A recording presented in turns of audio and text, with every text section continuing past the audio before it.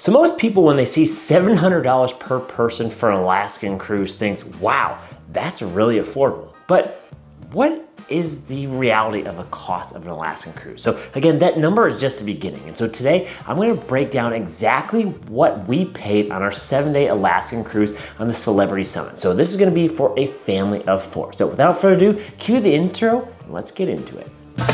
What's up, YouTube? Trevi from the Adventure Buddies, the modern travel family, bringing you another video filled with tips, tricks, and inspiration to make sure you maximize your next family adventure, like we always do here at the Adventure Buddies. So as I mentioned, we just got back from our 7-day cruise to Alaska on board the Celebrity Summit. If you want that full video review, click the link above here. So again, 7 days starting out of Vancouver to Seward, Alaska with 2 inside cabins. And so we decided to book the cheapest rooms on board. And so these rooms were comfortable, pitch black for sleeping, but again, nothing fancy. And so that cruise fare came out to be $2,800 total for the 4 of us. But you also have to remember, you got to add in automatic gratuities, and so that's going to be about $500. So again, for the cruise itself is roughly going to start for a family of 4 at $3,300. But again, you have to get to the cruise in itself. So we had to get flights. So from LAX to Vancouver for us, and then from Anchorage back to LAX, we spent about $1,600 to $2,400. And so that's kind of the range that we're researching now based on what we paid. So again, keep in mind, you'll have to do 2 one-way tickets. And so prices may be a little bit more expensive than a one-way trip. So next, let's talk about the actual excursions, because this is honestly where the Alaskan cruise gets exponentially more expensive. And so we weren't entirely sure about all the excursions we were going to book. Once we got into it, there were so many we wanted to do, and then we saw the price tag. So again, cruise excursions here in Alaska is where you're going to spend the majority of the money. So let's get into some of the specific ones we did here on our 7-day cruise. So starting off with our first port in Ketchikan, we did a full-on fishing trip, which is about $300 per person. So again, for a family of 4, $1,200. In Sitka, we did the bear, raptor, and whale combo. So 3 different excursions in one. So we thought we were getting a good value. That was about $250 each. So about $1,000 total for our family of 4. Then the big one, we were in Juneau. This is the one we were most excited for and willing to splurge a little bit more. And so we took a helicopter all the way up to a glacier where we went dog sledding. And so this did cost us quite a bit, about $900 a person, or $3,600 total. Then the following stop, we went to Icy Strait Point, where again, we decided to go whale watching. We just couldn't get enough of the humpback whales here in Alaska with the hopes of trying to find an orca. We didn't, but again, this is about $200 or $250 per person for about that 2 to 3 hour ride. And that was again, just over $1,000 for our family of 4.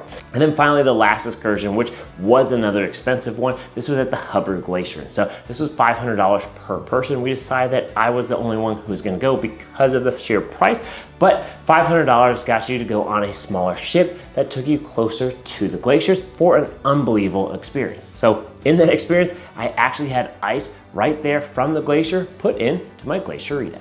So the moral of the story is the excursions is what gets you here on the cruise. So if you take the $3,600 you spent in cruising plus the airfare plus this, you're already looking over a $10,000 cruise. But let's get into some of the onboard extras that secretly add up along the way. So now let's get into some of the onboard extras. So again, these things could actually add up if you're not careful. So first one we'll talk about is the drink package. We don't drink, but that's something that a lot of people do here on a cruise. So you could expect to spend between $60 to $100 per person per day on average. So just keep that in mind. The other one that we did decide to do was get the Wi-Fi package. So 7 days between myself, my wife, and my older daughter Gianna, we got 3 Wi-Fi packages, and I believe they're about $200 a piece for the entire week. Now, the Wi-Fi was great. I believe they're using Starlink, and so highly recommend you getting that for the value. But again, $600 just to stay connected?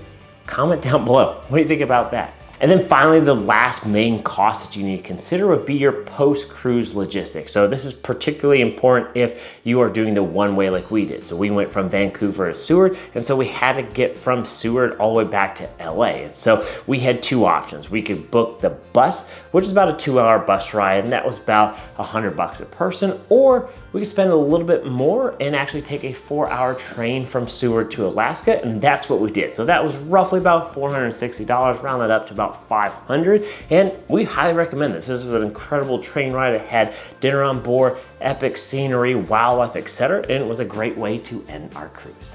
So now let's sum all this up in a grand total. So if we look at the flights are gonna be $1,600 to $2,400 in total for the 4 of us. The cruise, including the automatic gratuities, that's gonna be about $3,300.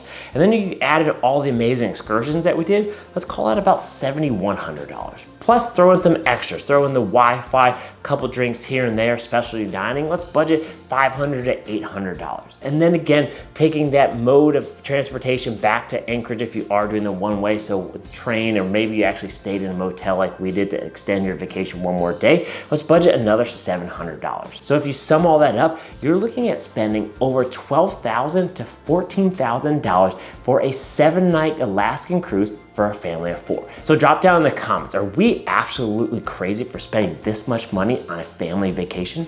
And so regardless of if you agree or disagree in paying that much for a family vacation, the main takeaway is this. So the cruise fare itself is just the beginning part of the expense for a vacation. So cruises, whether it's going to Alaska, the Caribbean, etc., can really add up and add up fast. And so Alaska was a bit more expensive for us because of the unforgettable excursions. And so again, if you were to ask us, would we do this itinerary again? 100%. Did we regret spending any of the dollars here? Well, we probably had a couple excursions we would swap out, but the main ones, or the ones that we actually splurged on, were 100% well worth the money. And so if you're considering going on an Alaskan cruise, budget accordingly, but also come in mind with this is a once in a lifetime cruise or experience, and you're gonna wanna enjoy yourself. And so feel free to splurge and have a good time while doing it, because these Alaskan memories, I guarantee, will last a lifetime. And so there you guys have the full cost breakdown of a family of 4 going on a 7-night cruise to Alaska. And so if you like this video,